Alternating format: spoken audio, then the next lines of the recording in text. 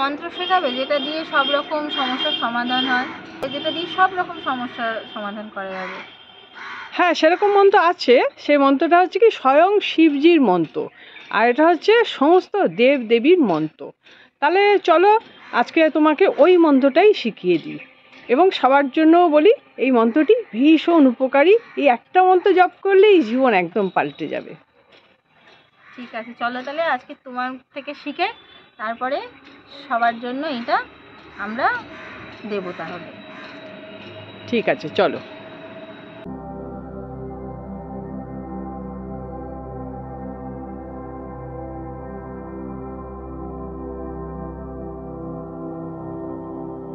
বন্ধুরা, আজকে আমরা দেব দেবীর মন্ত্র নিজেরা করব।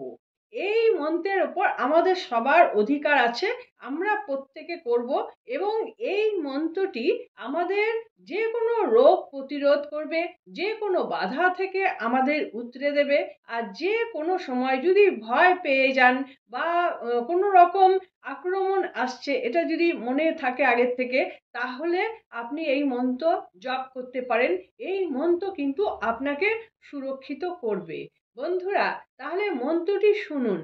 এই মন্ত্রটি হচ্ছে স্বয়ং শিব বাবাজির মন্ত্র, ভোলেনাথের মন্ত্র। ভৈরবী বিজ্ঞান তন্ত্রে মা পার্বতী শিবজিকে জিজ্ঞাসা করেছিলেন যে আপনি শুধু বসে বসে কি মন্ত্র জপ করেন, এটি আমাদের বলুন।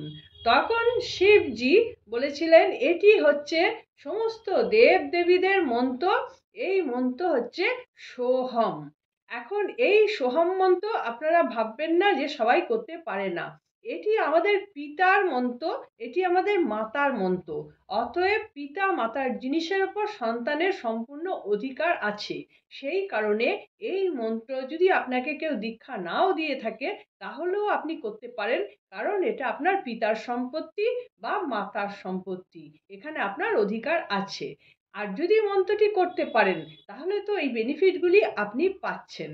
কিন্তু সোহম মন্ত্রটা আমাদের কিভাবে করতে হবে, সেই মন্ত্রটি আমাদের বাস্তব যে টেকনিক্যাল যে ক্রিয়াগুলি তার সঙ্গে কিরকম ভাবে যুক্ত, সেটি আজকে সোনালী আপনাদের দেখিয়ে দেবে। কিছুক্ষণ আগেই আমি সোনালীকে এই মন্ত্রটি শিখিয়ে দিয়েছি।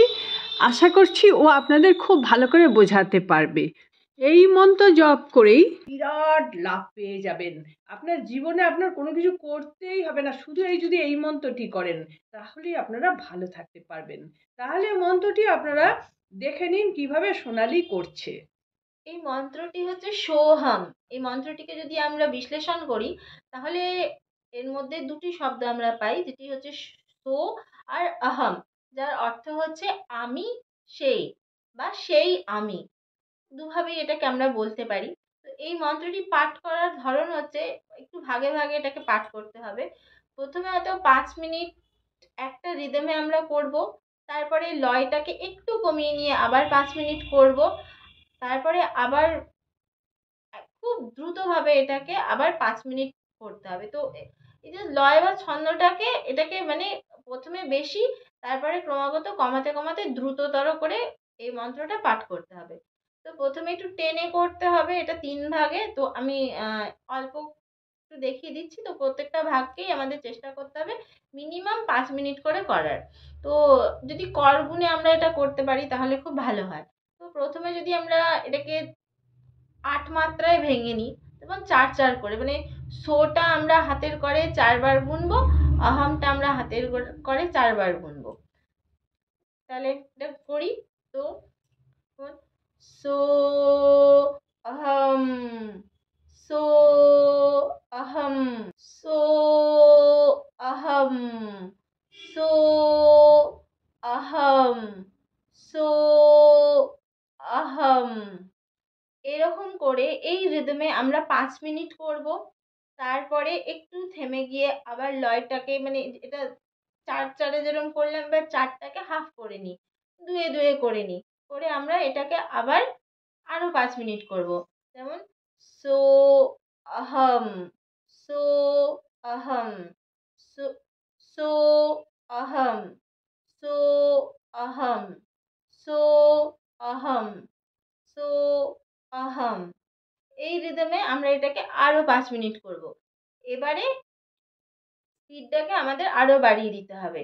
এই যখন স্পিডটা বাড়াবো সেটা তখন এক এক ছন্দেই চলে আসবে, যেমন যেটা হবে সোহম সোহম সোহম সোহম।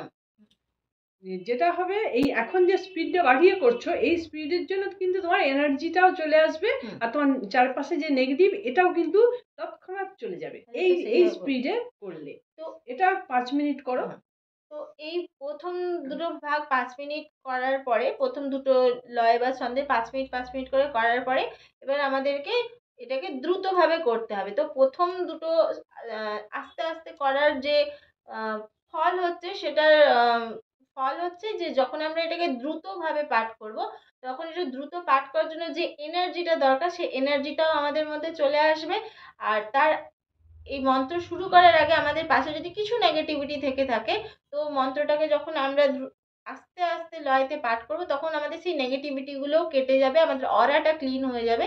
ফলে আমরা মন্ত্রটা যখন দ্রুতভাবে পাঠ করব, তো তার জন্য যে এনার্জি যে পজিটিভিটিটার দরকার সেটা আমরা তখন অটোমেটিক্যালি গেইন করে নেব। তা আমাদের এই দ্রুততর পাঠ করতে আমাদের তখন সুবিধা হবে, বা আমরা সেটাকে অনেক সহজভাবে করতে পারবো। তো দ্রুত কিভাবে করব?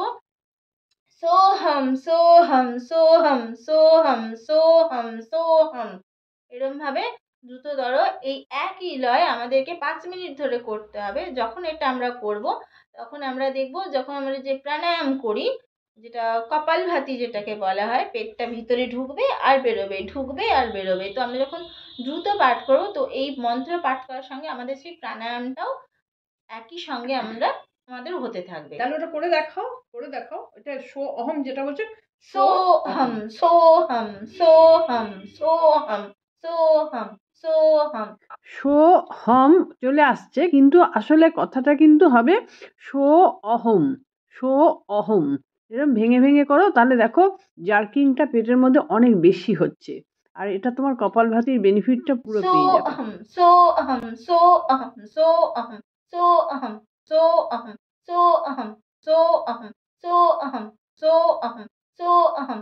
তো আমি দেখালাম আপনাদেরকে যে এই প্রাণায়ামটা আর মন্ত্র দুটো একসাথে আমাদের কিভাবে কাজ করবে। তো এইভাবেই মন্ত্রটা আমাদের কাজ করে, এবং এটি খুবই একটা এফেক্টিভ মন্ত্র, যেটা আমাদের সব রকম নেগেটিভিটি থেকে আমাদেরকে বার করতে আর আমাদেরকে অরা ক্লিন করতে খুব ভীষণভাবে এটা সাহায্যকারী। এটি এমনই একটি মন্ত্র যা আমাদের মানে আশপাশে আমাদের যে যাই বাধা আসুক না কেন, সে চাকরি বাকরির ক্ষেত্রে হোক, অর্থ উপার্জনের ক্ষেত্রে হোক, বাহ্যিক কোনো শত্রুর আক্রমণ হোক, সেই সবের থেকেই আমাদেরকে এই মন্ত্রটি সুরক্ষিত রাখতে খুবই সাহায্য করে। এই মন্ত্রটি হচ্ছে যেহেতু মহাদেবের স্বয়ং সিদ্ধ মন্ত্র, তাই এই মন্ত্রটা যারা নিত্য পাঠ করে তাদের ওপর মহাদেবের আশীর্বাদও থাকে। আপনারা সকলে ভালো থাকবেন, আনন্দে থাকবেন, সুস্থ থাকবেন এবং হাসি মুখে থাকবেন। নমস্কার।